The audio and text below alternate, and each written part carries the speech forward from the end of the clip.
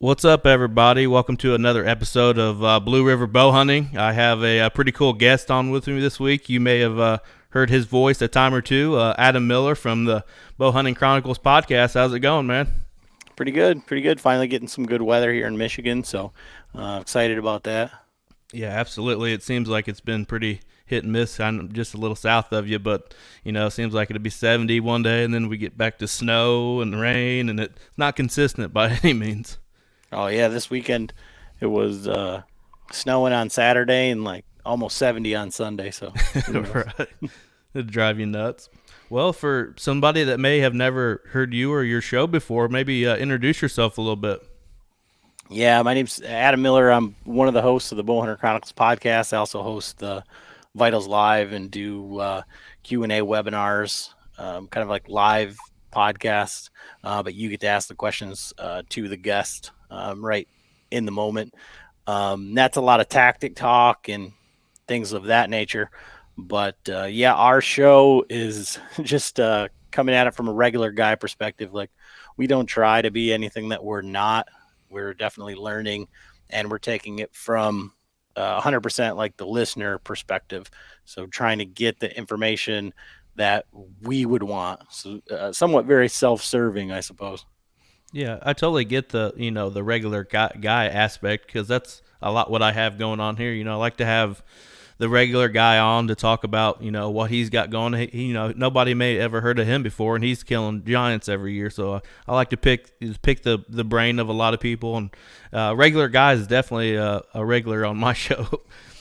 But how did you get started in the podcast? What made you start it? So we started 2017, I believe. And at that time you had, you know, Joe Rogan knock on, you had a little bit of, that's when Joe Rogan was pushing Adam Greentree, Cam Haines, and of course Working Class Bow Hunter, and there was a few other ones, and there wasn't really anything that spoke to me. And so like when we talk about the regular guy type hunter, so we're out of Michigan, we're in Western Michigan, about halfway up, so we're Mm-hmm. directly across from Milwaukee, and basically, we're listening to these guys that are saying like, oh, we're going to pass 120s, 140s, and we come from. I grew up hunting a bait pile and shooting the first deer. Like, I never shot. We never. There was never any inches. There was only points. It was an 8 pointer, 6 pointer, all that, and that one's a big one. That one's a smaller one. But hey, in Michigan's kind of a get your buck type state, and everything is evolving with social media and the awareness, I guess. Mm-hmm. But at that time, like, there wasn't anybody that was talking about going out and learning how to hunt, or hunting public land and shooting. Like this bucket that got behind me is like maybe 105-inch, 110-inch 8 point, and that's what they're passing on TV. That's what these guys are talking about. Working Class Bow Hunter, love those guys, but hunting big ag and hunting booners and 200-inch deer and all of that sort of stuff just really wasn't that relatable. Mm-hmm. So we kind of came at it from the perspective of, we're going to track down these guys that are doing it consistently on public land, that can, are willing to help people out. And we've kind of taken it from there. Myself and my wife's cousin do the show, and he's an archery nerd, like to the point where he worked part time at the bow shop in our area, but he builds our strings from scratch in the garage. He tunes all of our bows. He is that into that side of it. Mm-hmm. And I actually got a podcast coming out tomorrow that he talks about, if he could give up fishing or hunting, he would probably give up, or shooting his bow. He'd probably give up shooting his bow and go fishing. I think he likes the tinkering more than the the hunting aspect of it, Mm-hmm. but he's also a very soft spoken guy, very analytical, like genius level guy. So we have a pretty good back and forth of, I want to try everything, I want to do everything, I want to I want to get out there, but I also really love to hunt and bow hunt and be in the woods. And so for us, that's kind of like how we've approached it. Yeah, he's the saltwater guy, right? Yep. Yep. Yeah, I listened to the show with the Full Draw Assassins. I think last week I listened to it, kind of prepare myself and get to know kind of how you guys went through conversation, to get to know you a little bit prior to actually speaking with you. And it's always cool to find another podcast. I prior to reaching out for you, I hadn't seen it. Sometimes things like that get past you, and when I started going down through there and seeing people you had on and the topics, I was like, oh wow, I'm going to go back and kind of start from the beginning and listen to it kind of in chronological order. That's the way I like to do it. So I'm definitely got a lot of catching up to do. Yeah, we're coming up on 200 episodes here pretty soon. And for any of your listeners or anybody who's just finding us, that Full Draw Assassins episode towards the end gets a little off the rails, and Yeah. it references another podcast. I don't know if you've went and checked that one out, but that is definitely some stories in there. Yeah, definitely. Those guys, that it was a pretty unique conversation, You got the guy from PA and then the guy from Indiana, never really met, team up, and then they got what they got going on now, and it's kind of a pretty cool story. Yeah, I mean, prior to going down, and they were on the Working Class Bowhunter show, and they drove down, flew down, went and did a live podcast in studio. They'd never met each other, Kyle and Derek there. That's a pretty wild story. What drives you to continue your show and continue to evolve as a podcast? Well, there's a lot of different things. Because of the way that we approach the show, and we try to give back and give as much as we can to the listeners. I mean, through Patreon, through information, through going out and meeting people and trying to be as helpful as possible. I mean, it's very, very, very cliche to say like, oh, I'm so blessed, when people say that. But I mean, looking around this studio that I have got here, there's thousands of dollars worth of archery equipment and things that we've got from guests, or we've got from this and that. And you can only hunt in one place at one time. I can't use all this stuff. So, we give back as much as we can, and that is kind of drawn people towards us. You kind of get what you give with anything. So for us, passing out the information, but then you build relationships and things like that. And so now we've kind of got like a little community that, I can pull them real quickly and say, hey, who do you want to listen to? What questions do you have for episodes for whatever? But I'm still learning as a hunter. I don't pretend to know anything. I mean, I go on here and I'm the world's worst bow hunter. I can tell you a lot about all the different gear because I've tried just about everything. But on the other side of it, there's so much to learn, and I've built relationships with the guests as well. So I've got a list in my phone so long of people that I can call up and ask questions to. And it's very selfish for me to just use that for my, Right. to say, well, to help me get better. It doesn't really serve anybody else. Right. Right. No, I definitely get it, man. It's pretty cool, especially the relationships that, come out of having a guest on and talking to them, and then, they're sending you pictures from the trail, the tree stand when you're up in it, and you guys are, bullshitting back and forth and kind of thing. And Hunt the Wild podcast, a guy I know named Adam Bowles, he started his podcast around the same time as me. We're both from Indiana, and it's kind of cool that we became friends off of it, and and we bounce a lot of ideas off one another, or hey, listen to I'll send him before I even put the show out there. Hey, listen to this. Tell me what your thoughts on it, or this or that, or does this thumbnail work for you, or that sort of thing. It's pretty cool that relationship has evolved just from starting a show. Yeah, I've got a buddy down in Florida, Walt. He does the Chasing Tails podcast, and I love to tell the story. And kind of, I think he hates it, but when I was starting out, I called him up. I figured out who he was, and I got his information, and I asked him about starting a podcast, and he flat out told me, don't do it. And I throw that in his face every time that I can. but he is that person for me that we bounce ideas off of one another, and just even in the podcasting space about like where we think it's going or what we think, and also like just like any, I mean, for lack of a better term, you're running a business, you're trying to grow, you're trying to do all these things, like whether we think that has a negative connotation or not, you're trying to advertise yourself, Mm-hmm. at the bare minimum.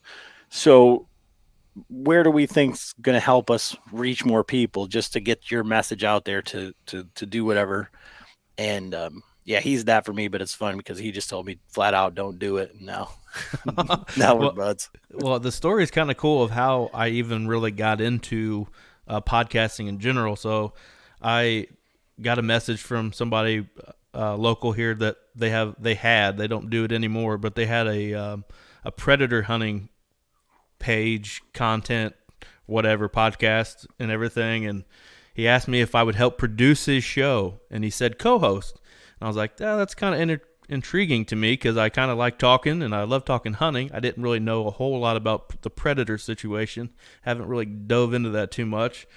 So I went, helped out for 4 or 5 weeks, put several shows together for him, and then stuff happened and he couldn't get back doing it. He had some family matter stuff, and I was like, I like doing this. Like I like doing this a lot. So that's when I started putting all my stuff together, then started mine. But I was like on the producing end, and then just straight hosting, which is definitely two different worlds for sure. But it's definitely a lot of fun to do.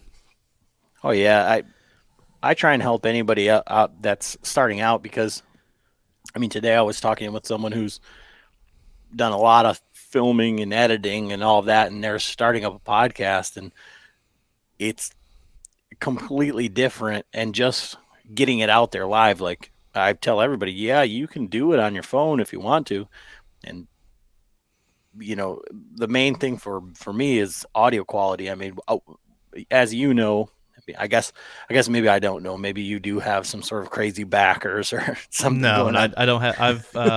I've spent some money, but I haven't went that far.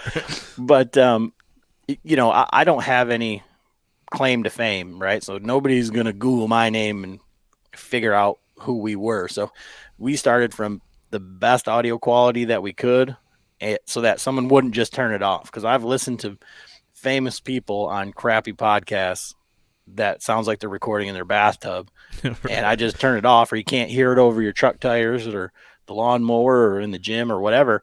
And so you're not going to give them a chance. So for me, I said, well, I can ask questions and I can carry a conversation. I need to get people to stick around and listen to what I got to say. So audio quality was going to be first, and then go from there. And that's kind of like our bread and butter. Yeah. Well, that was kind of like the next question I was going to ask you. I would say maybe what's your number one tip for somebody that wants to start a podcast or a hunting podcast? Well, for anything that you do is going to be to find your why. So if you're going to start bow hunting and you're going to say, well, I'm only going to kill 150s, well, then you need to stop and before you even start, because you're wasting your time. Right. Because that's going to take more time. So you need to figure out why you're doing it. I was trying to help some other Michigan guy start a podcast a couple of years back, and they're like, we're not going to take on any sponsors except for like maybe we would like Matthews or something like that, but we're going to try, and I was like, I don't really think that you're going about this for the right reasons. So Right. my personal, would be to figure out why you're doing it and set a plan in place to say, this is how I'm going to reach that goal. And if that goal is to make money, or if it's to break into the hunting industry or whatever, all of those things are certainly possible, but set realistic goals from the beginning, and then like stop looking at the numbers and do research on just starting a podcast and what podcasting actually is. So, and what I mean by don't look at the numbers is that the download numbers that you're going to get today, your number today, your number for last month, this month, next month, The only one that matters is the next episode. So if you get one more download on the next episode, then you're moving forward. And if you don't, then reassess and say, why did I not get, what was this content better? Was there something, was it okay, so and what things didn't change? Did the audio quality not change? Was it a good guess with the bad conversation? All of those things, but just be constantly evolving and don't fret about this month or last month or whatever. Just look at the big picture, where you're going, and then try to improve just a little bit, just like anything else. 1% better every day, you're improving. Absolutely. I've talked to people about it, and bounce numbers between the conversation, and they're like, asking me the same questions. Well, are you going to reach out to any corporations or anything like that to sponsor or do ad reads and that kind of stuff? And my answer is always, I'm just doing a podcast and having fun with it. If those things come, I'll address it when that gets here. And I kind of got a little thing going with the GoWild. We have, a little promo code and all that kind of thing. But that's not something I'm really necessarily looking for, especially at the moment. This is only, 30 to 31 episodes into this. It's not like you're not just going to jump into it and expect to get all those things right off the bat, or sometimes maybe even want those at all. I just want to have fun and create unique relationships with other hunters like myself. And I don't know. I continue to do what I do, and I love doing it. Well, I think also along with that, and maybe this is more important, but it's kind of all encompassing, is to be authentic. So Definitely. So for me, like if you come listen to any of our shows, you'll hear multiple times talking to, some of the best hunters in the country. I will say, I don't know anything and I'm the world's worst bow hunter. And that for the listener is very disarming, but it's also like very, like this guy's being real. He's not trying to, Right. he's not talking out of his ass saying he knows what he's doing. He's saying, I'm talking to you because I want this information, and it's likely that other people have those same questions too. Definitely. I had a conversation with Dan Matthews, who does the nomadic outdoorsman, or however you say that. And we had a conversation about listening to all the different types of podcasts, from maybe like the Hunting Public guys to, Dan Infalt, anybody and everybody. When you put all that information together and make it your own, that can be a deadly combination if you really listen and put together all the thoughts and processes that everybody does, even if it's unconventional. You can really learn a lot. Certainly. But what I think is dangerous is if you listen to all of those podcasts and you start to believe that you know what you're doing without the bucks on the wall. Definitely. And there's a lot of people out there that can recite everything that those guys say, but they don't have the boots on the ground or the walls or any of that stuff to kind of back it up. They may have killed one or two good bucks, and that's what they're putting their whole platform on, is that now I know what I'm doing. And right. the guys that you talk to, the guys that nobody knows about that are knocking them down left and right and have been for years, can listen to those guys for 2 seconds and realize that they're not being authentic, that they really don't know what they're talking about. Where that's dangerous is for guys that are just getting into hunting, younger guys that are trying to learn, and they're saying, okay, well, I'm going to, plant my flag in the ground for this podcast for this guy, when he really doesn't know, what he's talking about. Right. I completely agree. I could definitely understand that comment, maybe listen to a couple different shows or people that's been on those shows and kind of put that together. And you could also, retain that information. But then when you go out in the woods and you put boots on the ground, it's like you don't even put any of that information that you used into what you're doing. You just still do it your own way. So every time I step in the woods now, like I'm thinking, what would Jake Bush be doing? What would Dan Infall be doing? What would Brandon Egan or Joe Miles or, any of the guys that I've talked to, because I'm really trying to learn, and I'm trying to say, what mistakes have I made in the past and how can I not do that? And why are these guys doing this more successfully? Definitely, and a lot of it has to do with regions too. You may listen to somebody that's bow hunting or deer hunting in Kansas or Missouri or Texas or something like that, and whatever they say may have no implications on what me and you are doing hunting. The Midwest. It may not even be the same type of stuff going on. I think that's true to a point.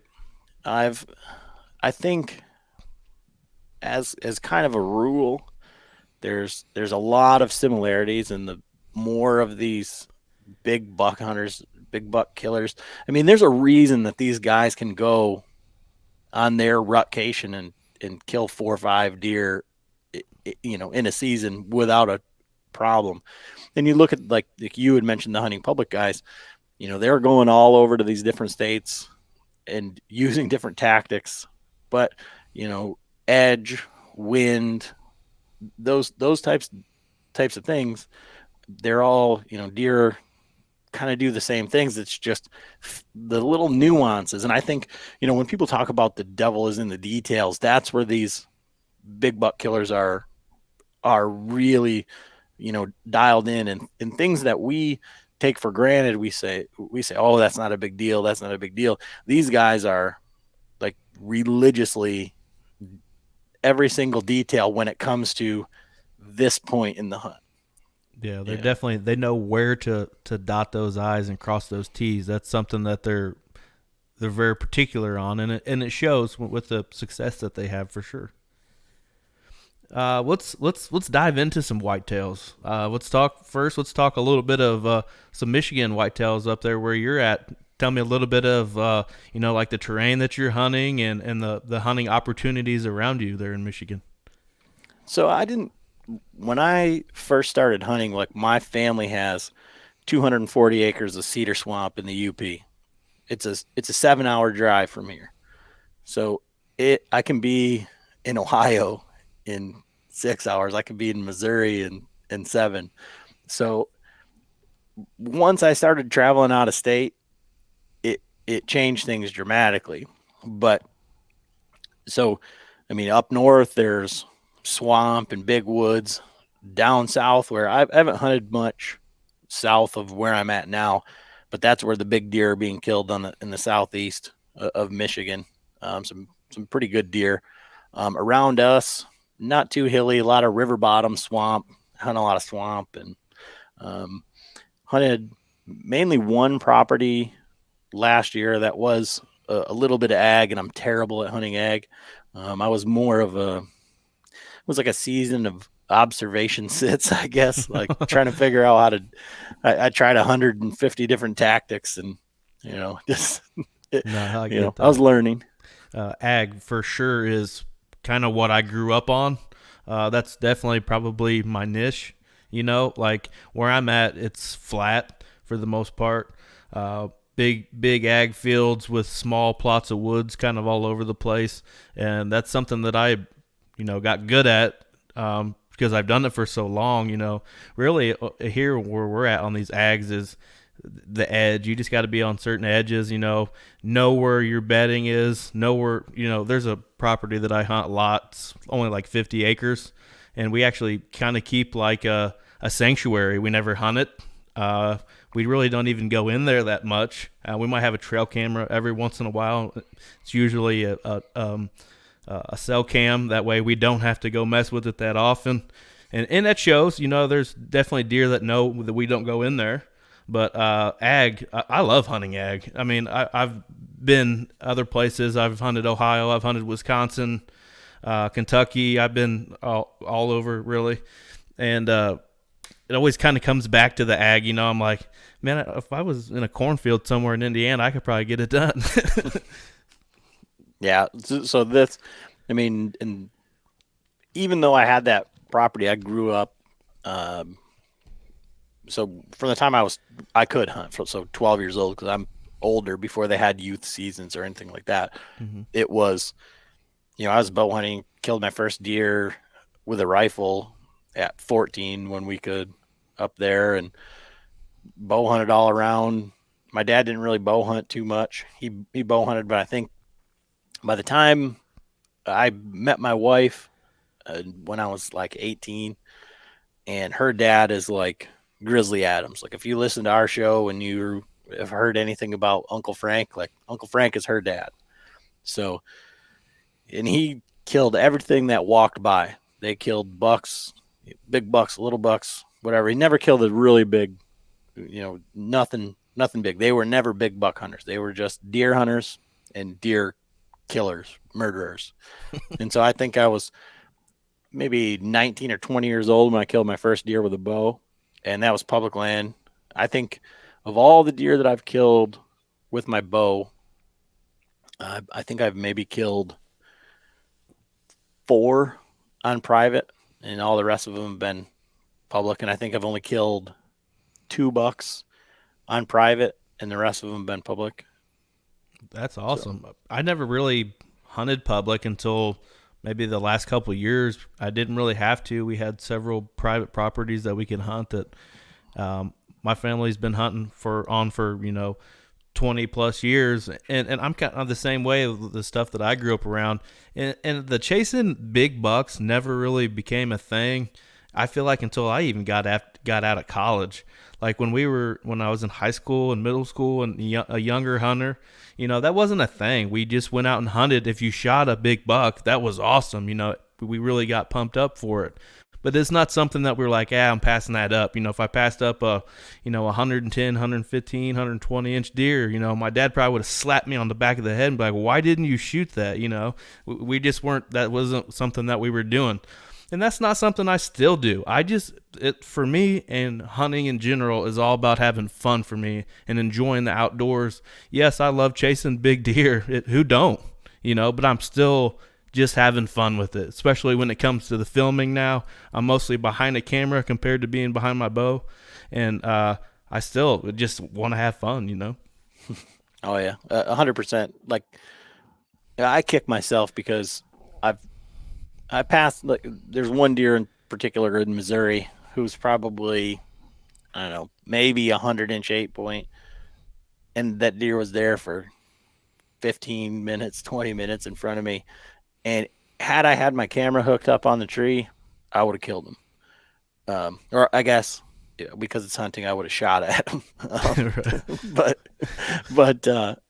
But I passed them, and I haven't killed enough bucks to. I mean, I haven't killed enough deer.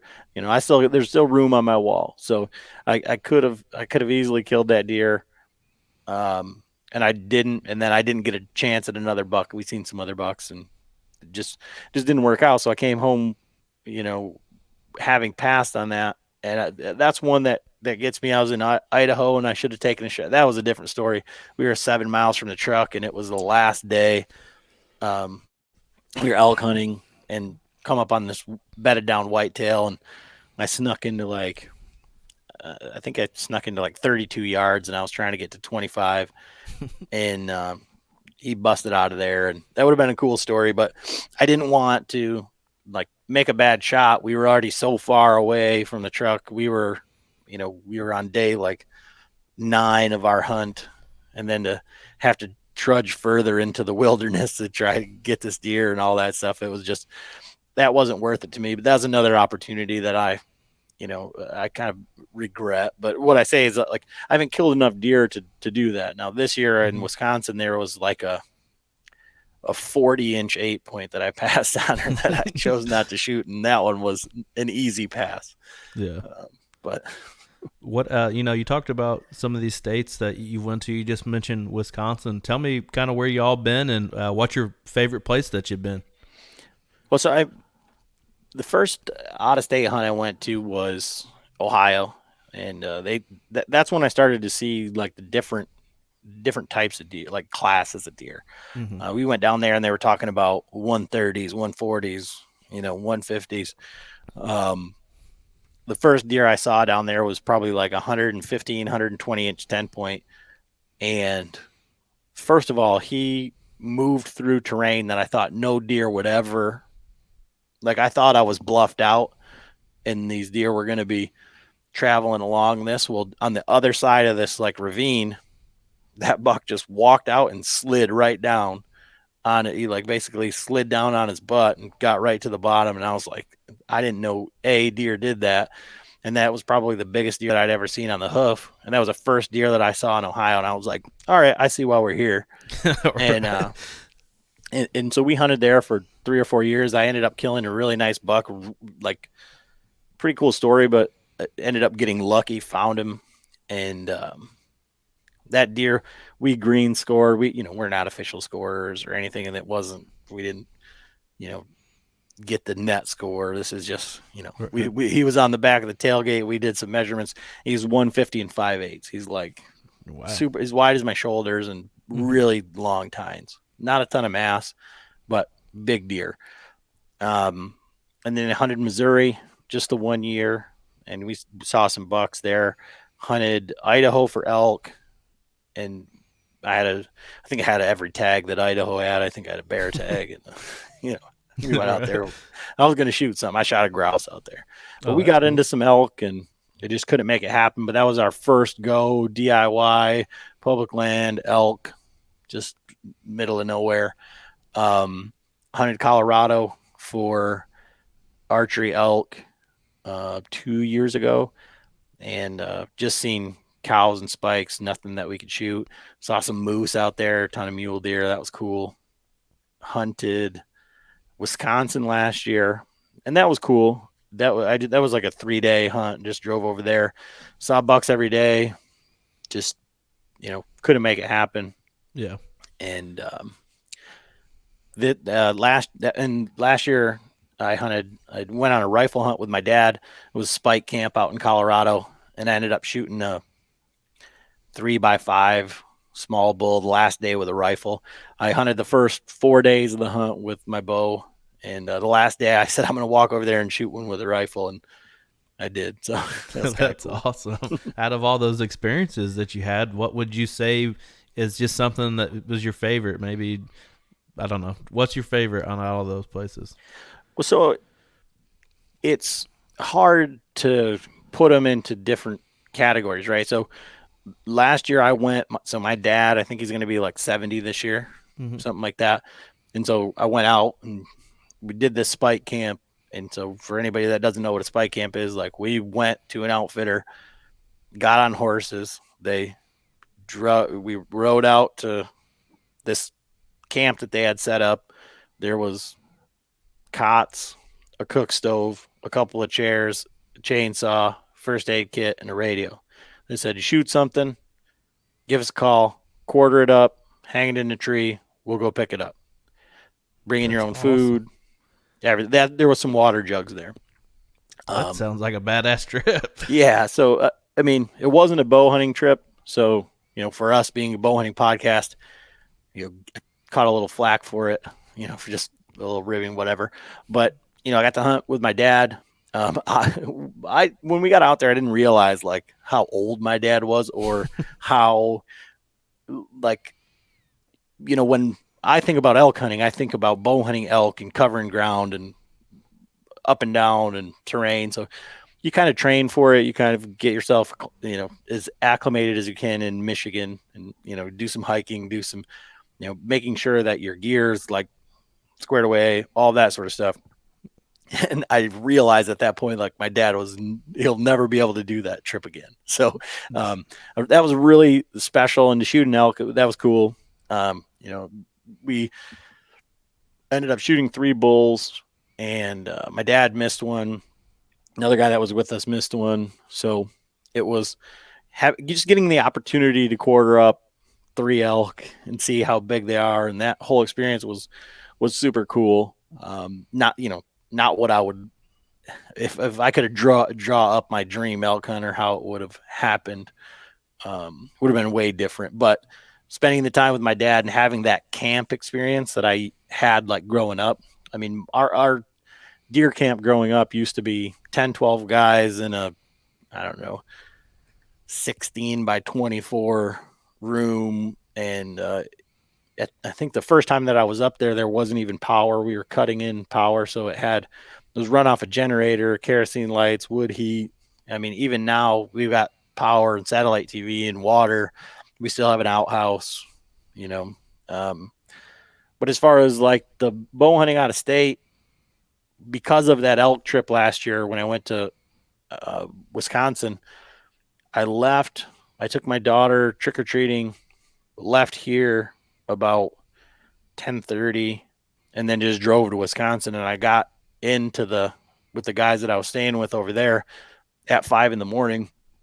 I'd never been on the land, never done anything, just scouted it, slept for a couple hours, got up, drove out, and I saw bucks every day. So that was very, you know, I don't know what fulfilling, I guess, to Right. be able to just pick a spot on the map, go out there. Having more days, I think I probably would have been able to kill something. I mean, everybody says that, one more day I would have killed Right. something, right? But in that short little bit of time, never, just literally going off of scouting, and being able to see a couple good bucks, and you know was on the deer fairly quickly. Um, you know, felt good. Like that was cool. Yeah, Killing a definitely. 150 in Ohio is cool. I mean, Oh whatever. yeah. Wisconsin, I was kind of going to piggyback off your Wisconsin thing. That's probably my favorite that I've done as far as out of state hunts. I went up to Buffalo County, Wisconsin, 2020, I think, is when I went up there. Saw a ton of deer. Saw a ton of deer every day. My first day there, I saw 150, borderline 160, chasing a doe. Like it was an incredible experience. And I don't know about you up in Michigan, but I'm not used to bow hunting in 17 degrees. I definitely wasn't used to that. They had a cold front move in. I was actually bow hunting in snow. I don't normally get to do much of that either. I ended up killing a decent buck up there in the snow last week, October. It was a really cool experience, but Wisconsin, they definitely got the whitetail game going on for sure. Yeah, Michigan here. I mean, we hunt in snow all the time, and it's always cold. I mean, I hunted the last day of the season. Well,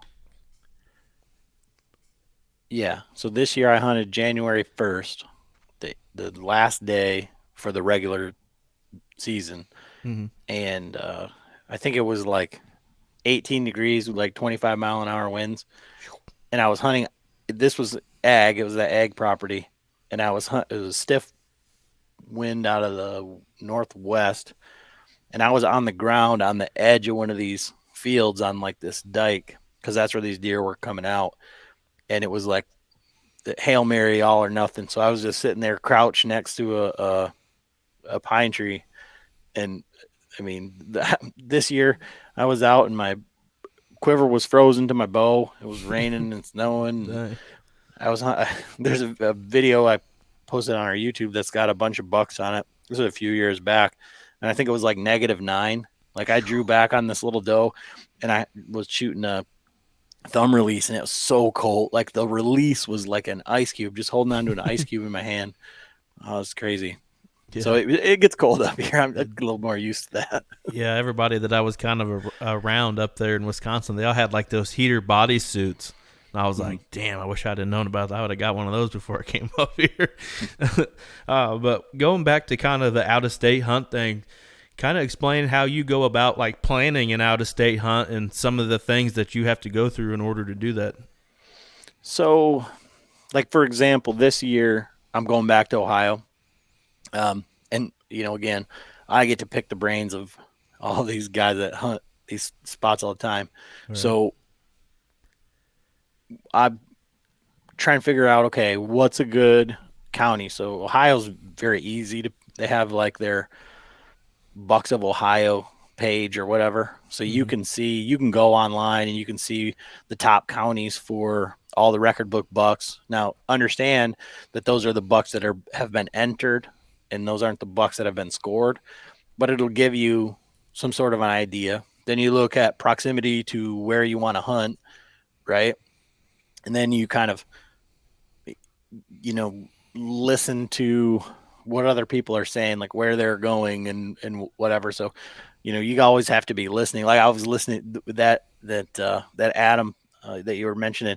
You were on a podcast with him I was listening to earlier this week, Mm. and you mentioned like right to the campground that you stayed in Ohio, and Yeah. I'm like, you can't do that, right? Right. And that's why there were so many guys in that parking lot, right? Right. But you have to be paying attention. So when you're saying like when you listen to a lot of these guys, they'll never tell you like the WMA, like they don't want that information out there where Right. they're killing these big bucks to like a point. But when you start to listen and you're paying attention, okay, so you can just start to cross off areas where there's going to be big bucks, and you can reference that. So there's a place in Ohio that I hadn't hunted before, but um, long ago, one of my sister's boyfriends had mentioned going down there. They tried all the big places in Ohio. It ran into some, people messing with their vehicles and tons of guys, and then they ended up at this one place, and they said they got on bucks super easy. So that's always stuck in the back of my mind. So then I was talking to somebody that hunts Ohio, lives in Ohio, and I was kind of giving him a rundown of where I want to go. And he's like, oh, when you start to talk about that place, that's got some serious deer. Like now and it's, maybe a little overlooked, maybe not. But so anyways, so you narrow down like where you want to go. And that's what that's what I was looking for. Mm-hmm. And then, so we went down there, hung some cameras, did a quick scout shed hunt, actually found, so this is, I don't know. It's a nice shed. Yeah, it's probably a 3-year-old shed. Mm-hmm. I don't know. It's a decent. I mean, this was a 3-year-old Michigan buck here, and it's like one class bigger Right. than that. And so now this verified what's living in the area.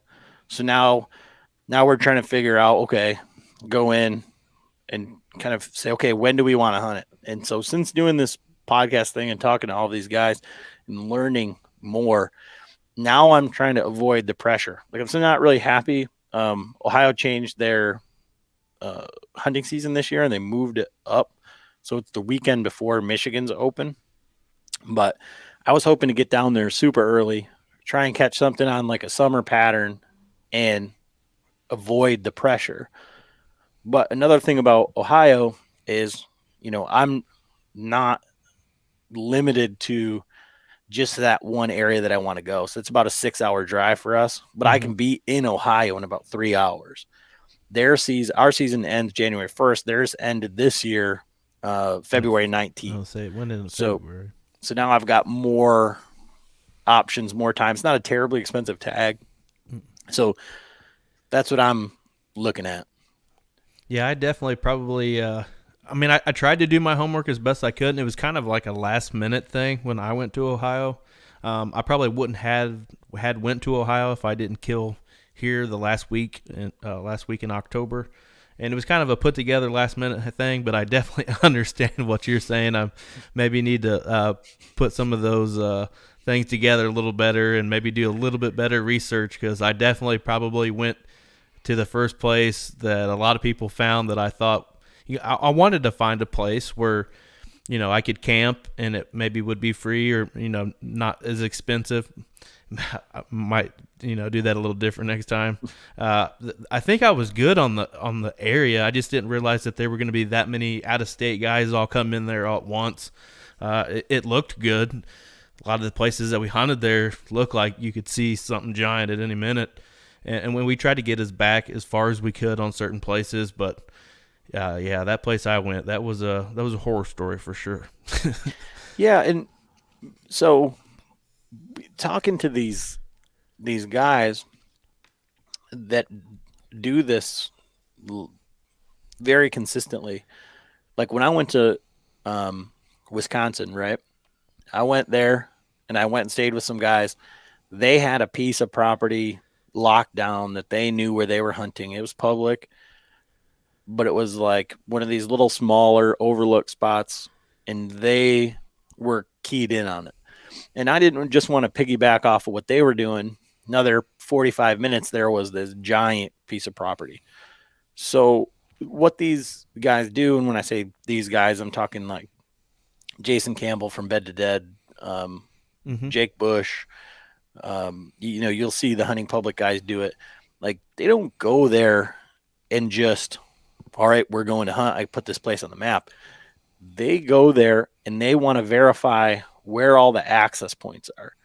And they want to figure out where there's either something that's really hard to access, or there's something that looks like you shouldn't be able to get in there and you can. So it looks like, it looks like it's just a 2-track, or it looks like it's private, but it's actually on the map. And then they go and check out and see, is there tire tracks? Is there boot tracks? Has there been anybody there? So that's what I did when I was in Wisconsin. Is I didn't just go and say, okay, well, I'm just going to go hunt this morning. I went and drove around and looked for trucks. And the first place that I went, there was another truck from Michigan perched right up at like what I was looking at. So I just went further down the road, and I knew that I didn't have very much time.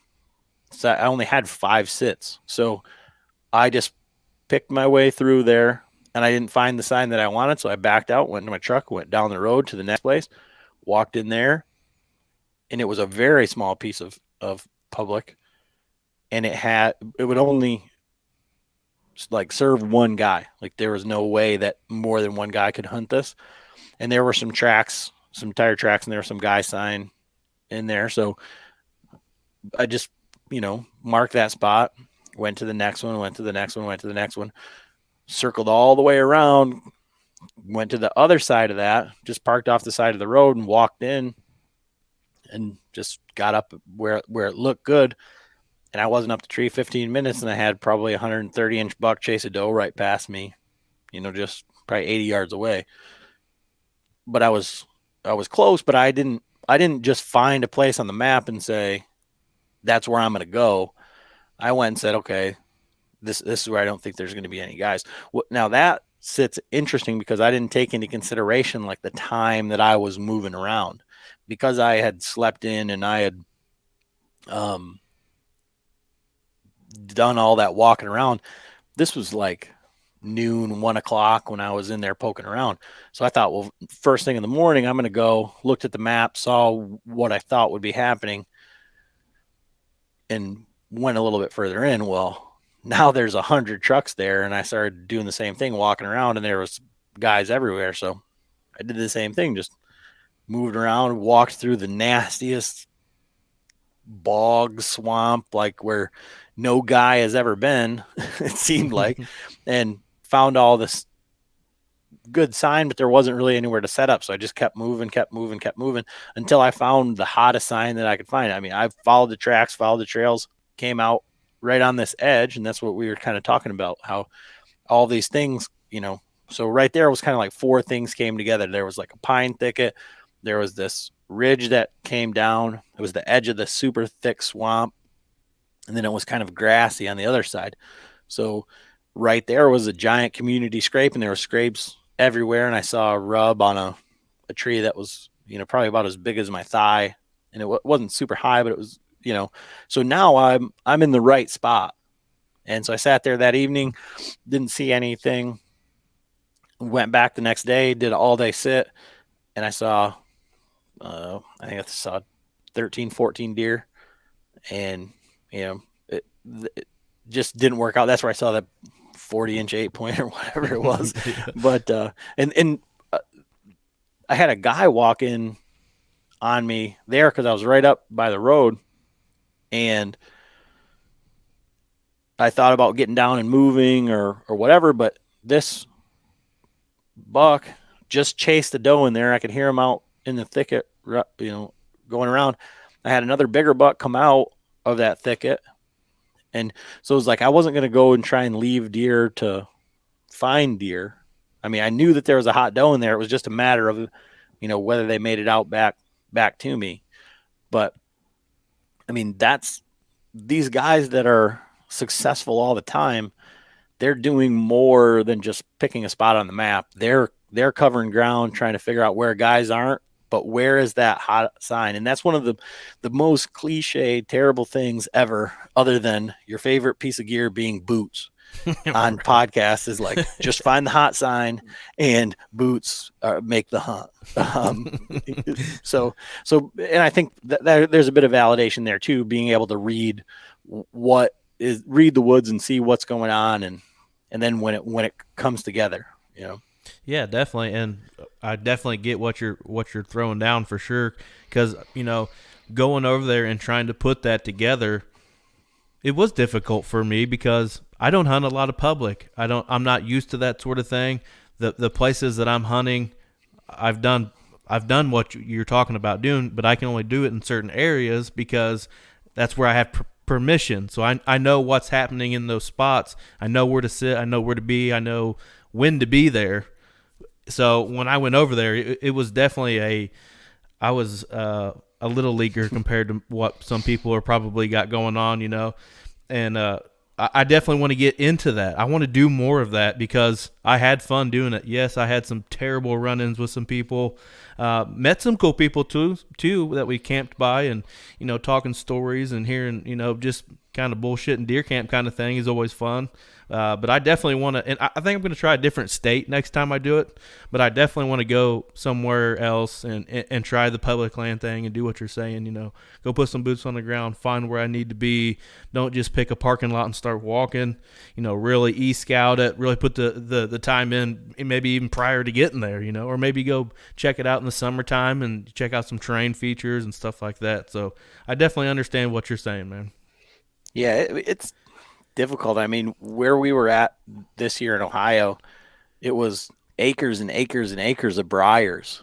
And, guys say, if you're in the briars, you're in the good stuff. And that's where we found the shed. Mm-hmm. But if you hadn't known that, and we encountered it the first time we went to Ohio, my father-in-law went out and he was working his way back in the dark. I got back. We took mountain bikes in, so we started That's at a awesome. gate, climbed these mountains, then mountain biked our way back. Because everything was gated. And I got back to the bikes, turned my light off, and all of a sudden he's yelling because he's hung up in these briars and he can't even move, and now he doesn't even know which way to go. But if you were to just try to go in there in the dark on day one and think like, okay, I e-scouted this, or I looked at it, I know it's going to be steep, but it's not going to be that bad. I think I can access it from here. And then you get into 200 yards of chest high briars, and God forbid you're trying to use a tree stand or a climber or, something like that. I mean, you'd be, it would just be miserable. Definitely. Speaking of stands, that was kind of my next topic I wanted to cover. What exactly? I mean, for instance, when you go and do a trip like you were talking to Wisconsin, what exactly do you doing? Climbing sticks and a lock on, or are you using a climber? So now we're hunting out of saddles. Mm-hmm. So I have hunted out of, I mean, the first tree stand that I had I was 12 years old. It was a $30 Menards. I had the big chain, no climbing sticks, just climb up the branches, hang it on there, sit and hunt. And then we went to the Loggy Bayou climbers, and you heard that on the Full Draw Assassins. I got trapped in a tree in one of those. I then went to Lone Wolf climber. So so I'm a pharmacist, and when we did our rotations, so I had to go to different rotations to go to different hospitals and things like Mm-hmm. that. So during my last year of school, I took the entire month of November off. So I had like October 15th to December off. And so I bought a Lone Wolf climber then, and I love that thing. Used that forever. Started the podcast and then started going to stand and stick. So started with XOP stuff. Mm-hmm. That's what we had used. And then right about that time is when Tethered came out and their marketing was like super big. Then Trophy Line came right back. And so like when they went out, they came on our podcast like right before Black Friday when they launched all of their stuff. Mm-hmm. And then so from that, we've just kind of been like involved in the saddle hunting community, and we've talked to just about every saddle hunting company out there. Latitude is local to us. That's who we went to ATA with this year. But we've worked. I mean, at the Novi show right before COVID started, we worked at the Tethered booth and helped them. Um, we've I've tried just about every saddle like on the market. So That's right, definitely right. something I'm getting into this year. I got the sticks already, but I haven't exactly bought the saddle yet. I don't know exactly which one I want to go with. Kind of a heavier set guy, so I want something that's going to be comfortable for my junk in the trunk for sure. So I've kind of looked at the Predator XL or whatever that is for tethered. I've looked at a couple other ones, so I haven't pulled the trigger on that yet.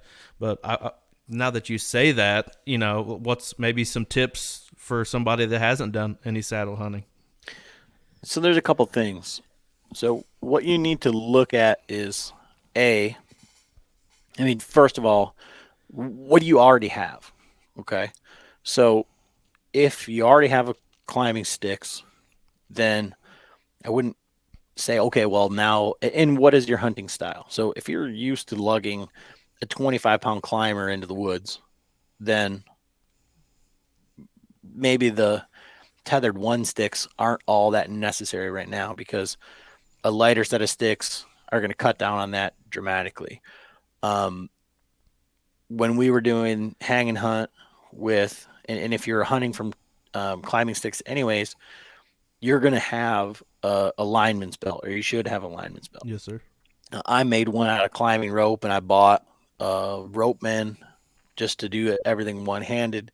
And so I already had that.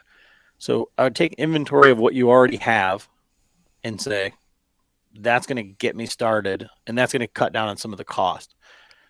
And that's so cost, weight, bulk. Those are all questions that people, I guess, that they're wide eyed about, right? So that's what I would look at first. Then I would look at like what's your hunting style. So for you, you want to get into public stuff, but most of your hunting, at least around home, sounds like it's um, maybe on a bunch of presets Yep. or um, private stuff. So you could literally go to, Menards or, Dunham's or one of these big box stores when they have their clearance section on all of their sticks. They don't have to be mobile. You just set them out there and Right. set them out there. And then, so maybe the most minimalist saddle isn't the biggest deal to you. That walk in might only be a couple hundred yards. It's not going to be 2 miles. You're not going to be crawling underneath things to get into the stand. And that's a big deal if you're looking at, so Trophy Line, I have their leather saddle over there.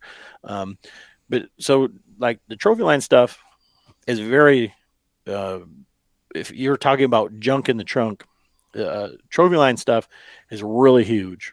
Like it's more of like I used to call it like a hammock style saddle, because you kind of sit in it. So it's kind of like sitting in a suspended chair of some sort, where like the Latitude Classic or a Mantis or like the Cruiser S is just like a single panel that's just kind of really form fitting. Mm-hmm. The Predator, same way, um, around like your butt, but the Trophy Line you sit in, right? So Trophy lines are a little bit more inexpensive. I think they're like $200. They're um, definitely, I would go with their covert one line. So they have their original ones, but they don't have all of the adjustment that the covert does. That um, their leather one, it's like probably one of the more comfortable saddles that I've messed with. It has like a smell of like new baseball glove. So I asked Sean about it. He puts it in his ozone. But currently, last year I ran for most of the year the Latitude Classic. Like I said, Latitude's local to us, so I work a lot with Alex and Kevin and Jake, the great guys.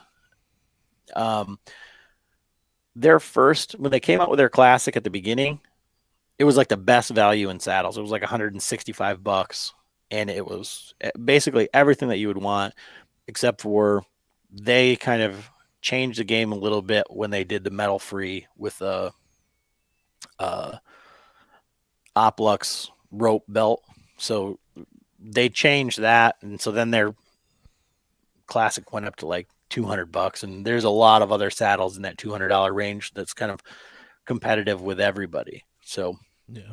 Well, like you but it's said, sorry, I didn't mean to cut you off oh, there. you're fine. But like the hunting, the presets in those on my private, I already have. They already got sticks. We use a lot of the muddy sticks. Obviously, those are a lot heavier compared to like, Lone Wolf or API or something like that, or Tethered One or the Skeletors or any of that kind of thing. But you could always have those already set. And if you wanted to move, then you just bring your other set in that you have. Definitely could pay off, but in a lot of those places, you could already have your sticks up, and really you're just going up and then putting your platform in, and it'd be pretty quick. Which I think I want to do it for the mobility thing. Like we have this one property. It's an overgrown pasture. We've hunted it a million times. We kind of always hunt the same set, and it screws us, and we know that. But it's hard to get in the middle of this pasture because we always bump stuff out, so we try not to get in there. But I don't know. It just the mobility of it. I think we can really probably be successful. It could probably be very beneficial to us on a couple of these properties, and I'm pretty excited. I'm ready to get into it. Obviously, I need to purchase something and practice and get all that down. I have a lineman's belt, and I've done that for a while. When we hang stands and stuff like that. But I'm definitely very excited to get into the saddle game. I would say also like don't worry about like the XL platforms. Mm-hmm. Um, like the Predator or the Predator XL Mm-hmm. or the Mission is completely unnecessary. Too big. Um, so I hunted when I first started saddle hunting from I bought a set of beast sticks and then the Artisan Outdoor platform, which is maybe like 4 inches by 12 inches that just Mm-hmm. goes right on the top of the stick. And I hunted with that for 2 years because it's one less thing to set up. So once I get up there, I'm done. Then last year, the trophy line came out with a Wingman. And so I ran their sticks last year with the Wingman, and I used 2 cabelators. And there was plenty of room on that, and I still like not having to set anything additional up. The Mm-hmm. only thing about that is it sticks out further, and you have to like move your ropes and things around it. So it's a little bit more cumbersome in the morning. Like in the afternoon, it's not a big deal, but in the dark, making sure that you have everything buttoned up so that you're not clanking or making any additional noises there. It was a little bit cumbersome. But that Yeah. so I ran last year Wingman trophy line steps with the Timber Ninja cable aiders, the classic, and then I was running ropes from Silent Approach. Sean does Silent Approach. He does the strap on steps, super light, but his ropes are just super. They're about I don't know 2/3 the price of any of the other ropes that are out there. They're the same Sterling Oplux, and I ran a Kong duck on my tether, and then even though it wasn't rated for it, I used the Ropeman one on my lineman. Are the aiders a 100% necessary thing, or is that just something that you kind of get comfortable with and then put that in there? So the aiders are not necessary; they're convenience. So like I was mentioning before, like where I was going when I was in Wisconsin, like through all that nasty stuff, like when I was in Ohio going through all of that, the bulk is one of the things that you're trying to cut down on. Mm-hmm. So I had first had the 24-inch B sticks, and those were great. They're an awesome product. They're a little bit longer. So the reason that you don't have like the 3-step sticks, or why saddle hunters don't want that, is because now you're just as bulky as you would be with a climbing stand. Right. So 24 inches was good, except for, and I'm about 6 feet tall, 6 foot 225. So in the wintertime when it's cold and you've got extra layers on, trying to make that step is a little bit was a little bit too much for me. I mean, you could do it, but in one of the things is when you see these guys like Greg Godfrey, or a good friend of ours, Tim Clark, who he does like the tether teaching trains and stuff. These guys are only like 5'2", and they're little skinny guys, and they're just like Right. squirrels that just run up the tree, right? So that's not for that isn't a good indicator for how everybody can do things. So those trophy line sticks where they're 17 inches long. They're like the original Lone Wolf minis, that length. And, you can't get very high just with 4 of those. So you can carry a whole bunch of sticks, or you can just add a little bit of weight with the cable aider. And cable aiders are attached to the stick, made of metal. I tried a 3-step aider this year. I used it a few times, and it just wasn't my style. Some people really like that, but Mm-hmm. not for me. Those cable aiders are perfect. I ran 2 of them instead of 4, and I could get about 16 feet, which was fine with me. This year, I've got a set of 3 of the 20-inch beast sticks, and I've got 3 cable aiders that I'm going to put on there, and then I think I'm going to run the Wingman as my top stick. Anyway, so I'll actually probably get a little bit higher. I'll probably be able to get closer to 18 feet, maybe 19, and that's to the base of the platform. But anymore, I'm looking at hunting cover instead of like just trying to get really high. I mean, Mm-hmm. when I was in hill country in Missouri, that was different because I want to get it literally as high as I could get. But I bring a single step mobile aider with me that I've made. So, That's cool. Um, yeah, that's awesome, man. What about like trail cams? What kind of trail cams are you running? so for the last couple of years, we were working with Tacticam, and so I have uh, 5, I think, of their cell cams in the different versions, and then I've got one of the spy point links on like a muddy camera or something. I don't know what's right over there. Um, and I ran that this year, and that worked okay. Um, Squirrels chewed through the cables, so it's just a matter of time before it fails.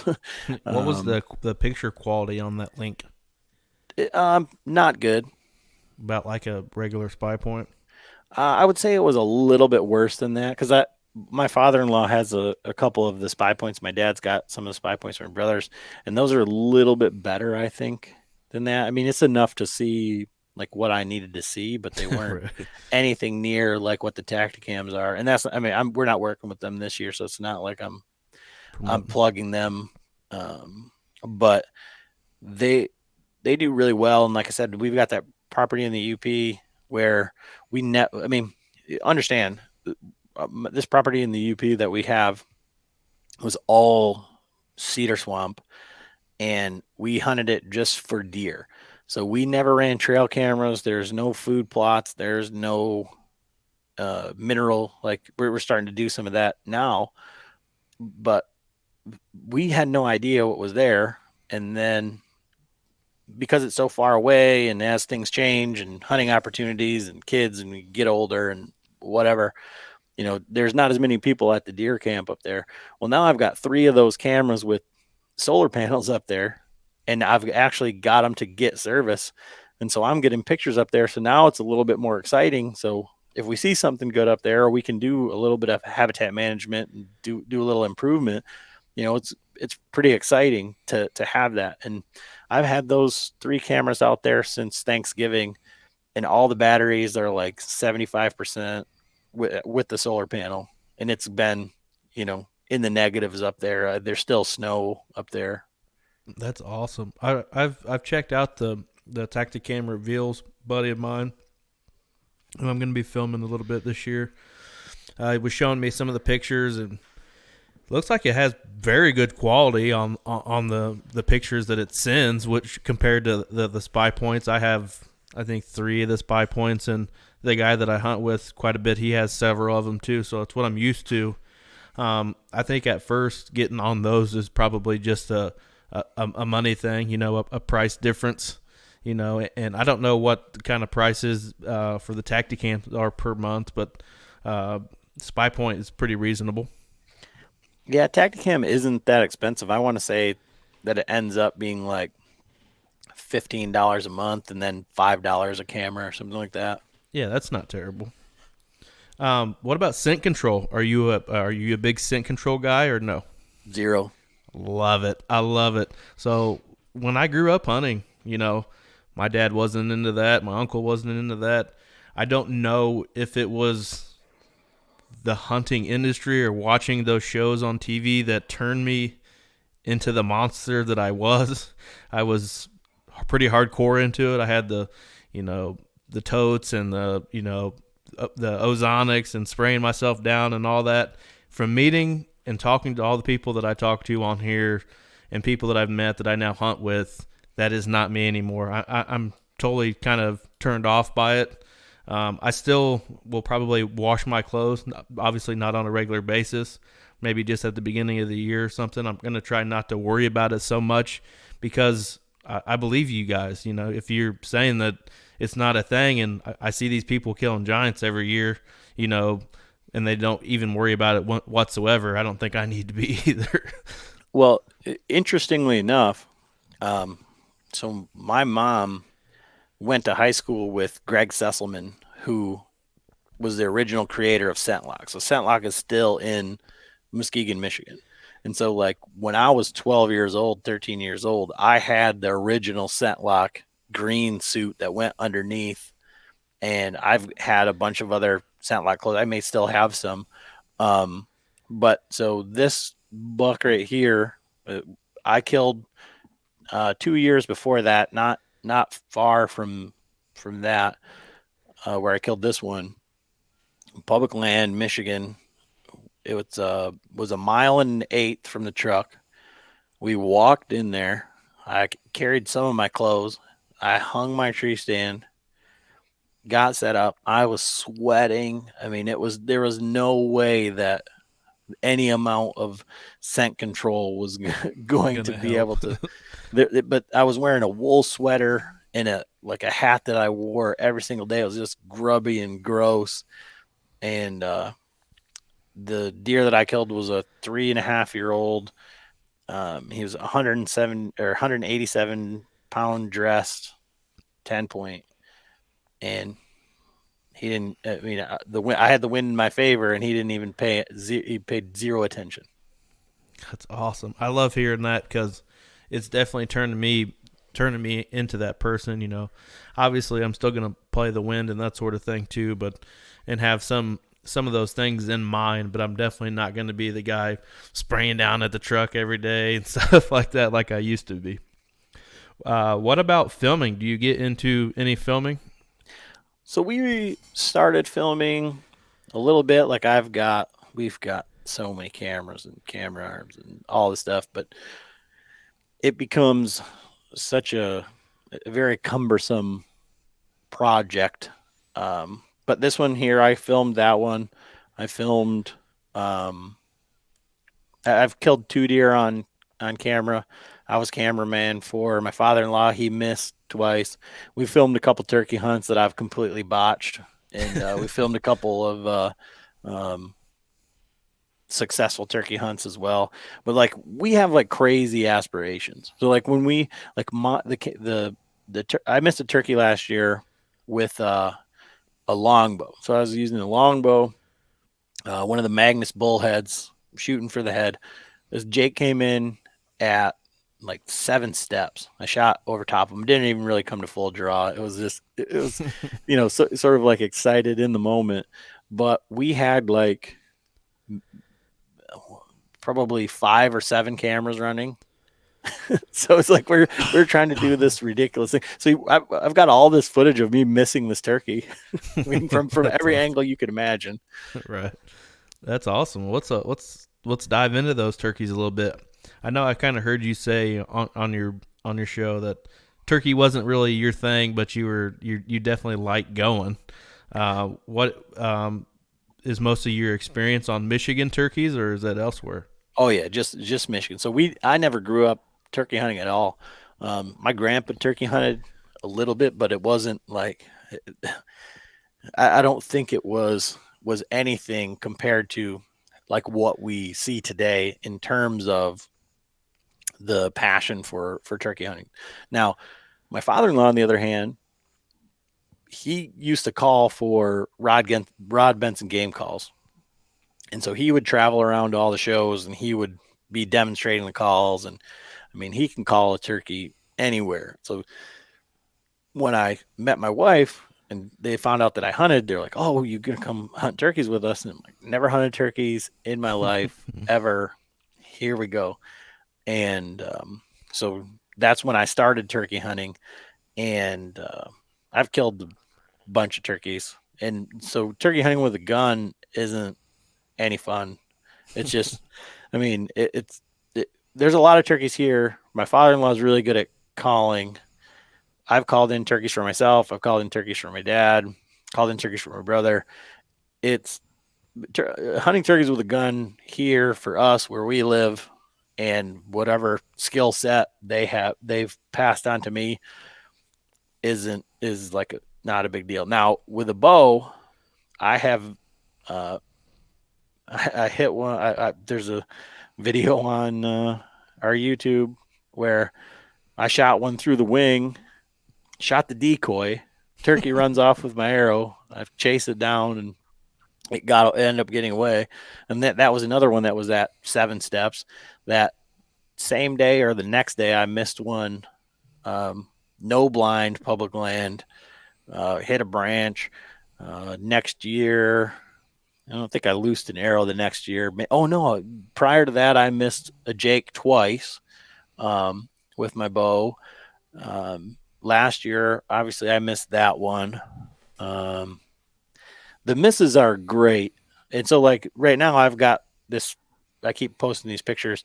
These turkeys, I feel like it's going to be shooting fish in a barrel, which it has supposed to been like the last 2 years, but now it's going to be compound bow, body shot, biggest broadhead known to man, and that's just what's going to happen.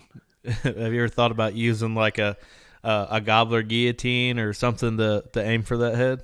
Well, that's what I missed with last year. That's Okay. at Magnus Bullhead. It's a big one out, and like I said, that was out of a longbow. That's awesome. It's just, and so it's not like it is that we're not taking it seriously, but we had so much fun doing it, and it makes it like so much more of a challenge. All of our hunts, all those hunts that I've outlined for you, would have been done immediately with a shotgun, and there's no two ways around it. Yeah, I was chasing some turkeys in Missouri last year with my bow. I did it the first 2 days. I had a bird hang up at about 75 yards. I know I still wouldn't have got it done with the gun at 75 yards, but the last day I broke the gun out and I actually ended up missing with the gun. Missing with the bow is one thing. Missing with the gun is even worse. Yeah, I missed one with the gun. I was calling it. This turkey was hung up, and we could see him strutting. He was just hung up, and so I kept moving back, and I take my gun and move back, and I end up having one come in silent from behind me, and I did like the John Wayne ninja roll and come up from the hip, and that's the only one I've missed with the shotgun. But when you talk about like he was hung up, we hunted. I knew there was another one that I had missed on camera, and this one was pretty cool.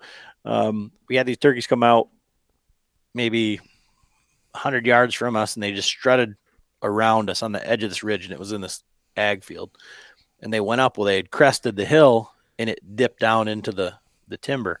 Well, we were like below it on the hill, and there was a rifle blind there. So my co-host, my wife's cousin, crawled up on there, and he was videoing, and he's like, I can see him. He's just down there strutting. He's like, I think you can crawl up there and at least get an opportunity, you know? So I run up there to the top of this hill, and I crawled probably 70 yards, and I'm just laying on my belly, and I'm ranging, and the hen was inside of 20, and the gobbler was like 42 yards away, but she was getting too close. Like, she was going to come up and like be right on top of me.